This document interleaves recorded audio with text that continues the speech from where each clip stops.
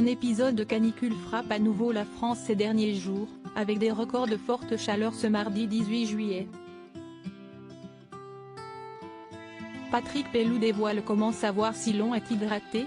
Météo France a placé les Pyrénées-Orientales en vigilance orange canicule, comme les Alpes-Maritimes, la Haute-Corse, la Corse du Sud, le Var, les Alpes de Haute-Provence, et le Vaucluse. Des records de chaleur ont déjà été enregistrés dans les Pyrénées-Orientales ce 18 juillet.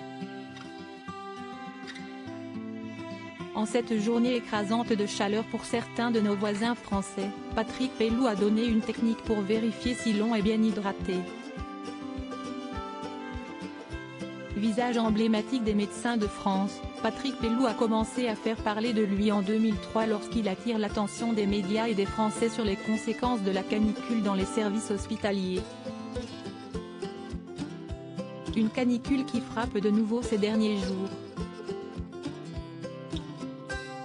Et alors que l'on découvrait que l'eau n'était pas la boisson la plus hydratante, le médecin, qui tenait une chronique dans Charlie Hebdo sur le milieu hospitalier, a donc donné des conseils pour protéger les personnes à risque, comprenant les enfants, personnes âgées ou atteintes de maladies chroniques, de ces épisodes caniculaires.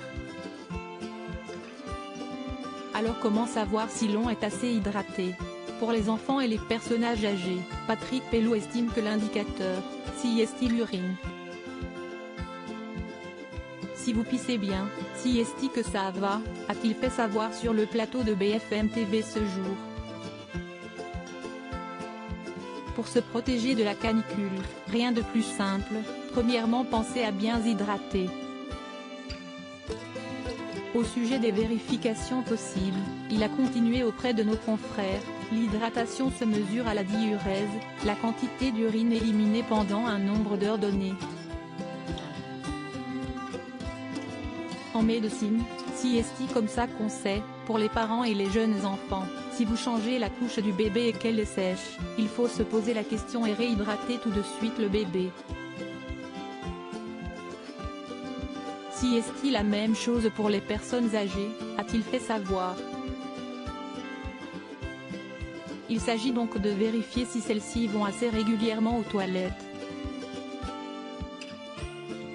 En plus de boire beaucoup d'eau, l'urgentiste préconise de mettre de l'eau sur ses vêtements ou encore placer des linges mouillés devant un ventilateur pour en rafraîchir l'air, témoignant ainsi de l'existence de nombreuses méthodes. Concernant les personnes âgées et les patients chroniques, jugés comme personnes à risque face à ces épisodes de très forte chaleur, il faut adapter le traitement. Contactez votre médecin traitant, si vous en avez un, de manière à adapter le traitement. Si est-il vraiment hyper important, y compris les patients avec des pathologies psychiatriques chroniques et qui prennent des neuroleptiques, il faut vraiment adapter les doses, a précisé Patrick Pelloux à nos confrères.